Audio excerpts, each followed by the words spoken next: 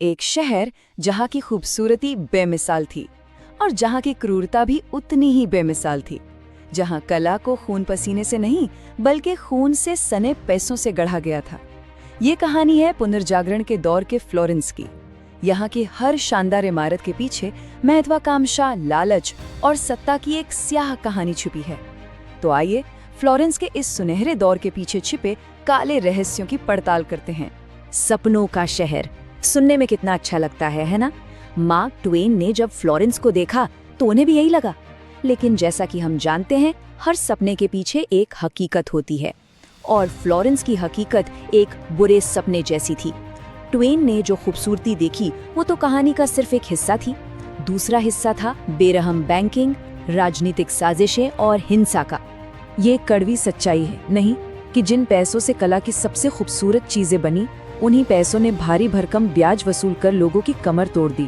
Florence में पैसा सिर्फ एक जरिया नहीं था, वो हर चीज के पीछे की असली ताकत था, चाहे वो अच्छा हो या बुरा। और जैसा कि हम देखेंगे, कला से पहले हमेशा पैसा आता था। जरा सोच कर देखिए, रोमन अंकों से ब्याज का हिसाब किताब करना, ये तो ऐसा है जैसे हथौड़े से कोई नाजुक घड़ी ठीक करना। अरबी अंकों को अपनाना फ्लोरेंस के लिए एक गेम चेंजर था। इसने वहां के बैंकरों को अपने दुश्मनों को हराने में मदद की, तलवारों से नहीं बल्कि गणित से। ये एक खामोश क्रांति थी जिसने सब कुछ बदल कर रख दी। ये बात उस दौर की सच्चाई को बिल्कुल साफ कर देती है। मतलब ये था कि अगर आपके पास पैसे को संभालने और उसे बढ़ाने का हुनर नहीं है, तो फिर फ्लोरेंस की महान कला और संस्कृति कभी बन ही नहीं पाती। सोचने वाली बात है ना, कि दुनिया की सबसे महान रचनाएं भी अक्सर कितनी मामूली नींव पर टिकी होती हैं। हर बड़ी कहानी में हीरो और विलेन होते हैं, या फिर कोई ऐसा जो दोनों हो। फ्लोरेंस में ये किरदार निभाया एक परिवार ने, मेडिची। वो कोई पुराने खानदानी रईस नहीं थे, वो तो बस इस खेल के माहिर थे, जो जमीन से उठकर यूरोप के सबसे ताकतवर परिवारों में से एक बने।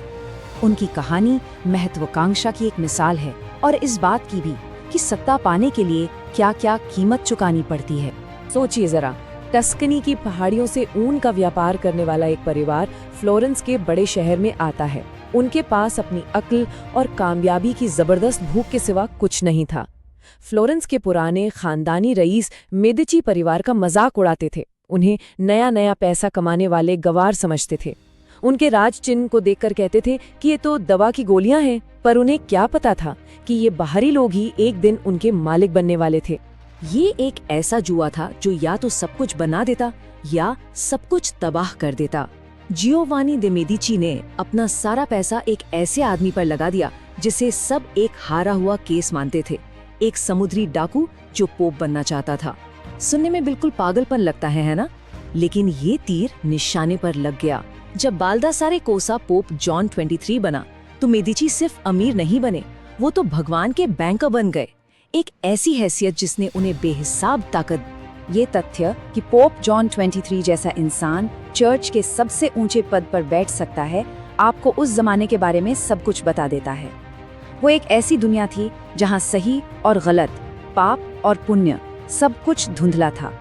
और इसी उलझे हुए माहौल का फायदा उठाकर मेडिची परिवार ने अपना साम्राज्य खड़ा किया। अगर जियोवानी दे मेडिची ने मेडिची परिवार की दौलत की नींव रखी, तो उनके बेटे कॉसिमो ने उस पर एक पूरा साम्राज्य खड़ा कर दिया। लेकिन कॉसिमो अपने पिता से बहुत अलग था, ज्यादा शांत, ज्यादा शातिर और कहीं ज्यादा बेरहम। वो जानता था कि असली ताकत दिखाने की नहीं बल्कि परछाई में रहकर इस्तेमाल करने की चीज है। कॉसिमो दे मेडिची एक पहेली जैसा था।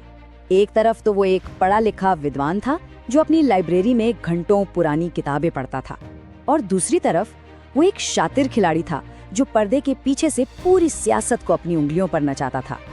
वो एक ही वक्त में कला की तारीफ भी कर सकता था और अपने दुश्मनों को बर्बाद करने का प्लान भी बना सकता था। कोसिमो में आपको सत्ता का असली चेहरा दिखता है, एक तरफ शराफत का नकाब और दूसरी तरफ क्रूरता की हकीकत। कॉसिमो एक बात अच्छी तरह जानता था, पावर जितनी दिखाओगे दुश्मन उतने बनेंगे। तो उसने एक नया रास्ता निकाला, परछाई में रहकर राज करने का। वो कभी किसी बड़े सरकारी पद पर नहीं बैठा, इसके बजाय उसने अपने दोस्तों और वफादारों का एक ऐसा नेटवर्क बनाया जिसके जरिए वो फ्लोरेंस की हर छोटी बड़ी चीज को कंट्रोल करता था। वो एक ऐसा राजा था जो कभी तख्त पर नहीं बैठा, और यही उसकी सबसे बड़ी चाल। सोचिए, फ्लोरेंस के बड़े बड़े लोग एक कमरे में जमा हैं। बीच में एक चमड़े का थैला रखा है जिससे चुनाव के लिए नाम निकाले जाएंगे। माहौल में तनाव है, लेकिन किसी को ये नहीं पता कि खेल तो पहले ही फिक्स हो चुका है। कोसिमो ने ये पक्का कर लिया था कि उस थैले में सिर्फ उसके वफादार लोगों के नाम ही हों। ये राजनीतिक हेर-फेर का एक मास्टर क्लास था जिसने फ्लोरेंस के गणतंत्र को नाम के लिए ही गणतंत्र रहने दिया। लेकिन इतनी पावर भला किसे बर्दाश्त होती है? फ्लोरेंस के पुराने खानदानी रईस, वो परिवार जो सदियों से शहर पर राज करते आए थे, कोसिमो को एक बड़े खतरे के तौर पर देख रहे थे। वो जानते थे कि अगर इसे अभी नहीं रोका गया तो बहुत देर हो जाएगी। अब टकराव तो होना ही था, एक ऐसी लड़ाई जो फ्लोरेंस का भविष्य तय करने वाली। इस लड़ाई की अगुवाई कर रहा था एल्बीजी परिवार, एक ताकतवर खानदान जो खुद को फ्लोरेंस का असली हकदार मानता था। उनके लिए कोसिमो सिर्फ एक राजनीतिक दुश्मन नहीं था, वो एक बाहरी था जिसने उनकी सत्ता को चुनौती देने की हिम्मत की थी।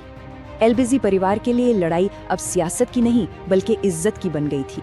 इन शब्दों में कितनी नफरत है, कितना घमंड है। रिनाल्डो मेडिची को मुगेलों के लोग कहता था, जो एक तरह से गाली थी, उनके गांव वाले होने का ताना था। उसकी नजर में मेडिची बस कुछ किसान थे जिन्होंने रईसों के बीच उठने बैठने की जुर्रत की थी। ये दिखाता है कि फ्लोरेंस में पुराने और नए पैसे वालों के बीच कितनी गहरी खाई थी, और ये खाई अब भरने नहीं बल्कि और गहरी होने वाली थी। तो अल्बीजी ने अपनी चाल चली, तेजी से और बिना किसी रहम के। उन्होंने एक जाल बिछाया और कोसिमो को उसमें फंसा लिया। अचानक फ्लोरेंस का सबसे ताकतवर आदमी एक कैदी बन गया। उसकी जिंदगी एक धागे से लटकी थी। अब सवाल ये नहीं था कि वो राज करेगा या नहीं, सवाल ये था कि वो जिंदा बचेगा या नहीं। उसे दो रास्ते दिए गए, मौत या देश निकाला। और फिर सब कुछ बहुत तेजी से हुआ। सितंबर 1433 में कोसिमो को गिरफ्तार कर लिया गया। वो मौत की सजा से बाल बाल बचा। कैसे? उसने वही किया जो वो सबसे अच्छा करता था। उसने रिश्वत दी और सजा को देश निकाले में बदलवा लिया। लेकिन अल्बीजी एक बात भूल गए थे, कोसिमो के बिना फ्लोरेंस का पैसा भी चला गया। मेडिची बैंक के बिना शहर की अर्थव्यवस्था चरमरा गई। और सिर्फ 1 साल बाद कोसिमो की वापसी हुई, एक हीरो की तरह। क्या जबरदस्त पलटवार था। लेकिन कोसिमो हार मानने वालों में से नहीं था। देश निकाले में भी वो अपना खेल खेल रहा था। जाते जाते उसने कहा कि वो शहर की भलाई के लिए कुर्बानी दे रहा है। ये एक पॉलिटिकल मास्टर स्ट्रोक था। उसने खुद को एक पीड़ित नहीं बल्कि एक शहीद के तौर पर पेश किया। ये अपनी हार को एक नैतिक जीत में बदलने की एक शानदार चाल थी। कोसिमो जानता था कि जनता की राय एक बहुत बड़ा हथियार है। अब जब दुश्मन रास्ते से हट चुके थे और पावर पूरी तरह उसके हाथ में थी, कोसिमो ने अपनी असली विरासत बनाने का काम शुरू किया। वो सिर्फ फ्लोरेंस पर राज नहीं करना चाहता था, वो उसे हमेशा के लिए बदलना चाहता था। और इसके लिए उसने अपने सबसे बड़े हथियार का इस्तेमाल किया, पैसा। उसने एक ऐसी कला क्रांति को जन्म दिया जैसी दुनिया ने पहले कभी नहीं देखी थी। पुनर्जागरण का जन्म किसी आर्टिस्ट के स्टूडियो में नहीं बल्कि कोसिमो जैसे पावर ब्रोकर के दिमाग में हुआ था। कोसिमो ने दुनिया तो जीत ली थी, पर अब एक आखिरी चुनौती बची थी, अपनी आत्मा को बचाना। एक बैंकर होने के नाते उसका पूरा कारोबार सूदखोरी पर टिका था, यानी ब्याज पर पैसा उधार देना। और चर्च की नज़र में ये एक बहुत बड़ा गुनाह था। तो सवाल ये था, जब आपकी सारी दौलत ही पाप से बनी हो तो आप स्वर्ग में अपनी जगह कैसे पक्की करोगे? ये एक ऐसा सवाल था जो उसे जिंदगी भर परेशान करता रहा।